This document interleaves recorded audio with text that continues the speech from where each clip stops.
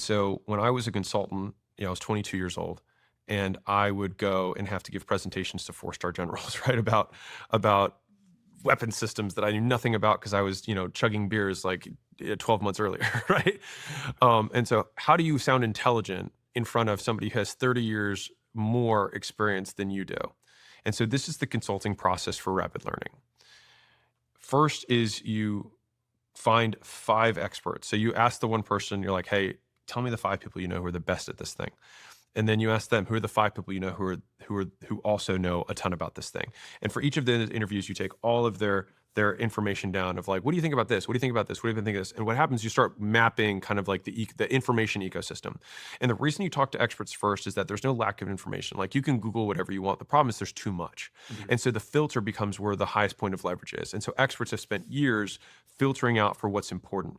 And so then you basically rapidly consume the most filtered information, and then you reorganize the information. And so this is what a typical analyst will do as a consultant is like, so for the space and cyber project that I did, we had 600 pages of notes from all the interviews that we did. First step is you recategorize all the news by category. So it goes from raw notes to categorized notes.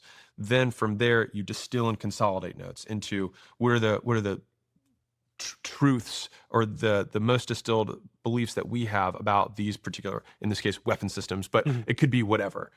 And then from there, you're able to generate your inferences for what it looks like when it's right, what the problems are, what potential solutions might be, and then that's fundamentally how you say, this is what we need to do next. That's if you're trying to learn something. But in talking to all those people, it actually works the same way, because the interview process, the higher up the talent is, the more I would encourage entrepreneurs to use it as a learning process as a consultant.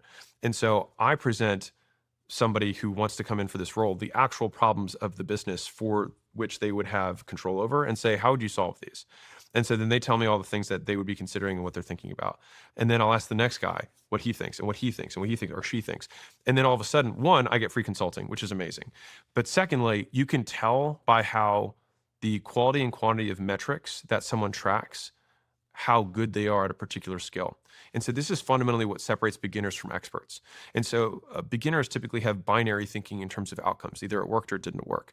An expert, for example, for a marketing campaign, isn't going to say, oh, marketing doesn't work or ads don't work. They're going to say, this particular campaign didn't work because our click-through rate was too low, or because it was sending traffic that wasn't qualified and we weren't converting enough on the page, or we didn't have enough people who were taking the second step in our 4 steps.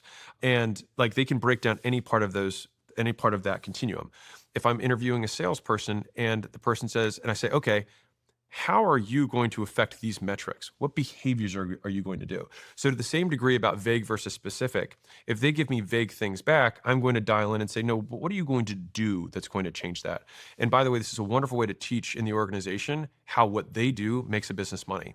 And so if you have like a customer support rep, for example, and you say, hey, how do you make our company money? If they can't explain it to you, they probably aren't doing it. Yeah. And